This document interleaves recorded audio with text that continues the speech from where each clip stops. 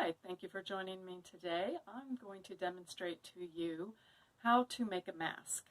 I'm with Clary Sage College. My name is Michelle. I'm one of the instructors there in the fashion design program.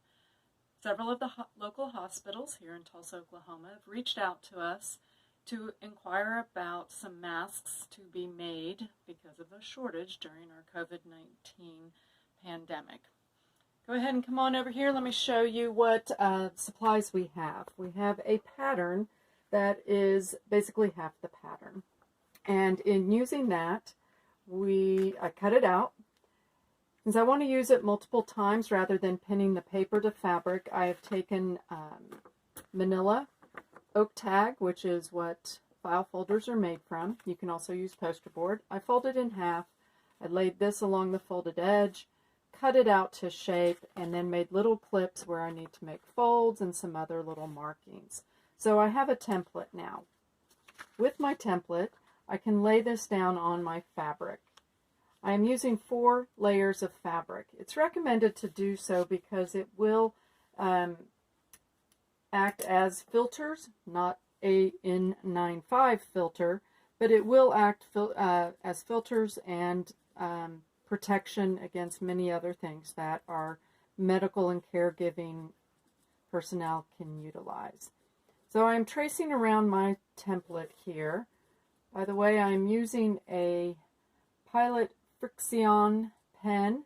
These pens, ink will disappear when you iron them, which is kind of nice and handy because then it's very easy to mark surfaces on fabric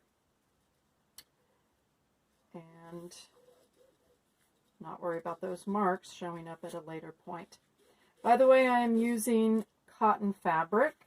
Cotton is a good choice for these masks. It's one of the more comfortable fibers to wear right against your skin, as well as it is a good one for laundering.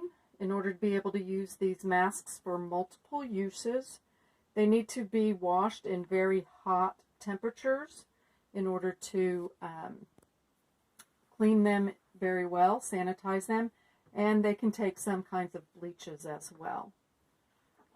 So with my layers here, I'm using 4 layers. I'm going to go ahead and get it cut out.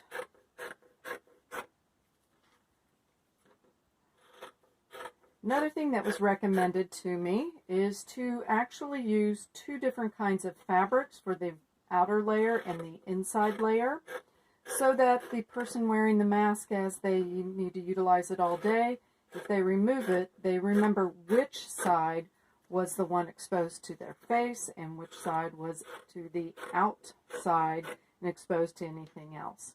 So wherever I had those little clips, I am going to clip with the tip of the scissors, not very deep, but this way it transfers all markings to the layers underneath. Over here. Did I get that last set? Nope. Okay. So that takes care of our main piece. Next, we will also need strips. This is in lieu of elastic.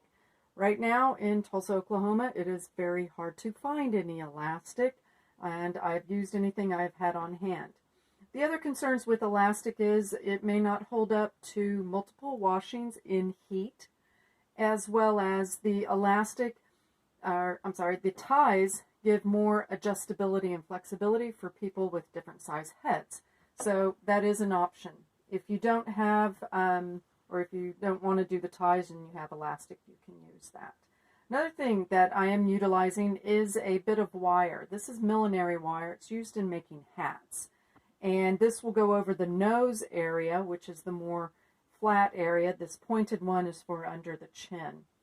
And this will allow the wearer to be able to pinch the mask closer to the skin for a closed-off secure top edge. It'll also prevent, if the wearer has glasses or any kind of face shield, the tendency for those to get fogged up when the wearer is wearing it. This will help eliminate that. Not everybody's going to have millinery wire on hand, so you can also use pipe cleaners. I am cutting those to 6 inches long on each of them. And to also help protect the ends here on that for the wear and for laundering, I'm going to go ahead and fold in about a 1/2 inch on each end. Then that way it is nice and rounded and nobody gets